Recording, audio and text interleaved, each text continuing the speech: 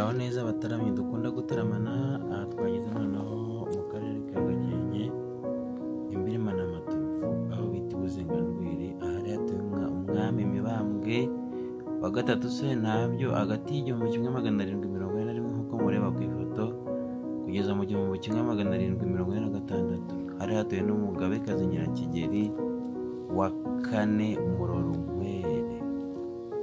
Urabibona rero aha niho twagiye, niho tugiye gusura uburyo bwo kubagezaho amakuru y'ibice nyaburanga tugomba gusura hano mu karere ka Gakenke mu majyaruguru. Ubwo rero nabisubiragamo, ahangaha ni ahantu Mibambwe wa gatatu Sentabyo yiberaga. Yari umwami uzwiho ubugwaneza n'impuhwe, n'umuntu wacaga imanza. Ahangaha imbirima na Matovu niho yaciraga imanza. Uko nababwiye rero, hari hatuye umugabekazi Nyirakigeli wa kane Murorunkwere, akaba yari umwami, akaba yari nyina w'umwami wa Kigeli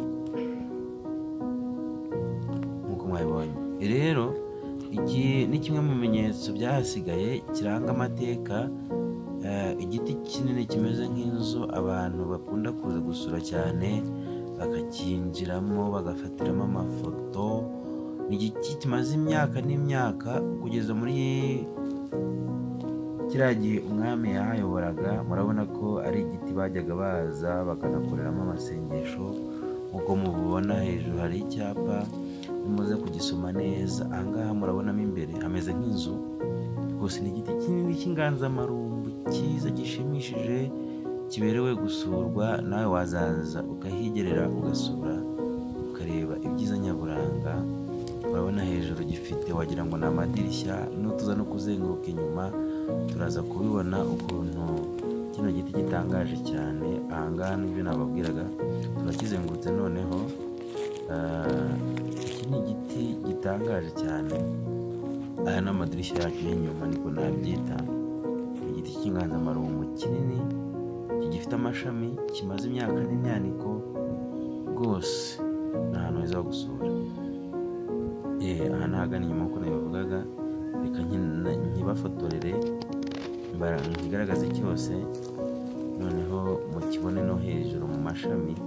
Gisa nk'ikitangiye gusaza, ariko aha ni ahantu ubona hakwiriye kuza bino bimenyetso bakabisigasira, bakahashyira amateka, bakahasura, atari ukuhashyira icyapa gutyo gusa. Nk'uko nabibabwiraga rero, umwami Mibambwe wa gatatu Sentabyo yari umwami urangwa n'ineza, urangwa no guca urubanza araramye, nicyo abantu bamuziho cyane. Ahangaha rero hafi y'iki giti niho yari atuye. Ndakomeza mbereka, dore aya mashami yacyo muri kureba hejuru, urabona cyatangiye kuma ku ruhande rumwe, ariko ku rundi ruhande gifite amashami. Abantu bakaza bakagisura bakanezerwa. Ahangaha rero no kwa Mibambwe imbirima na Matovu, aho bita Ubuzenganzwiri niba ujya uhumva, niba ukunda gukurikirana ibitaramo.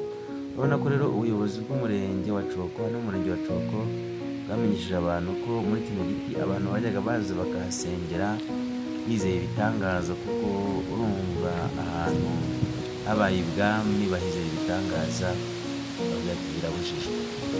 Iki ni cya cyapa.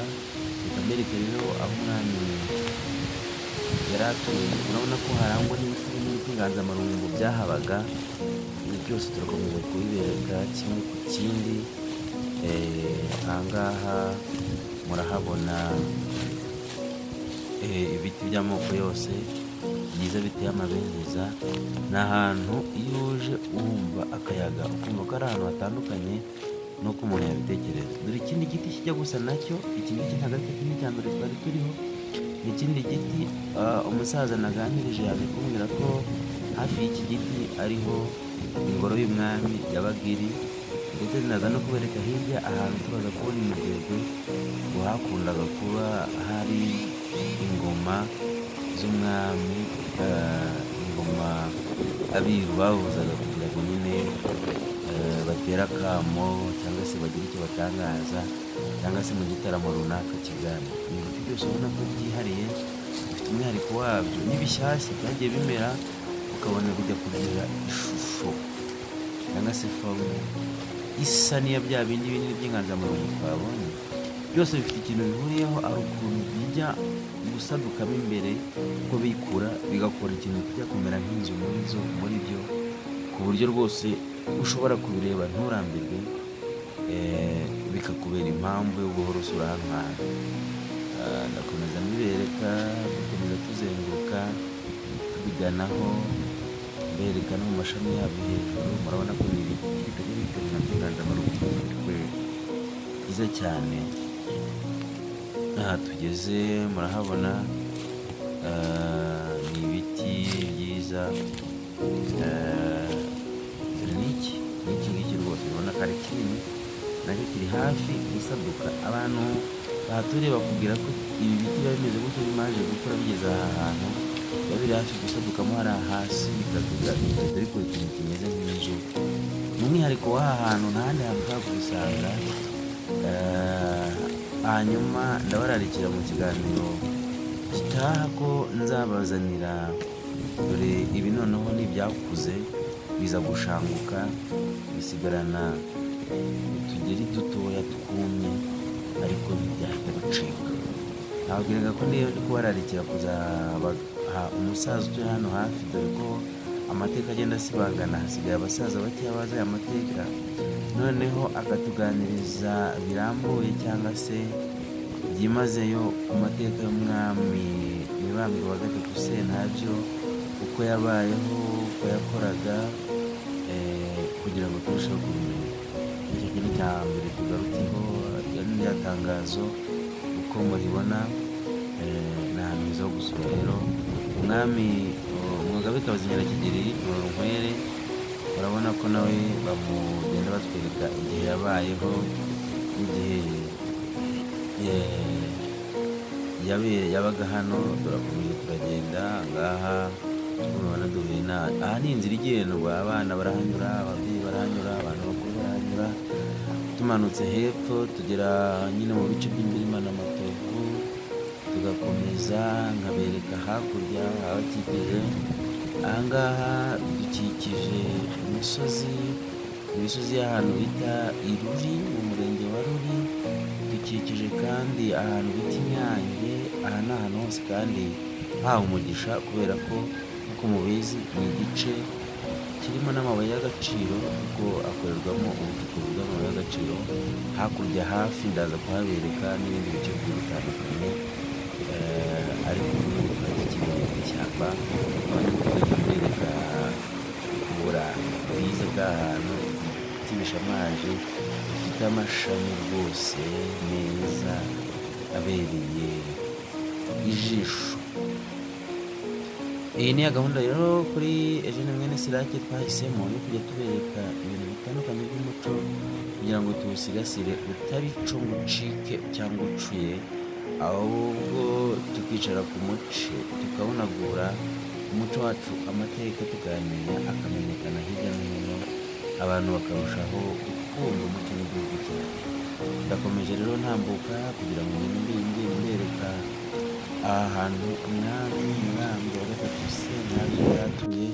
Kuko mubizi ntabwo yagiraga indaro imwe, ahubwo yazengurukaga igihugu, ariko by'umwihariko bivuga mu mateka ko hano ariho hantu yaciraga imanza, ariho hantu nyine yabaga byizewe bizwi.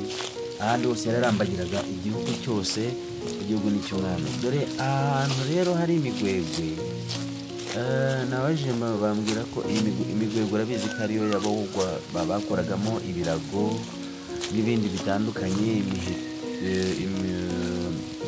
Imiheto bayifashishaga mu gukora imiheto, ariko ahantu habaga ingoma z'abiru, kugira ngo nyine zitangaze ikibereye ibwami, zitangaze amatangazo y'ibwami.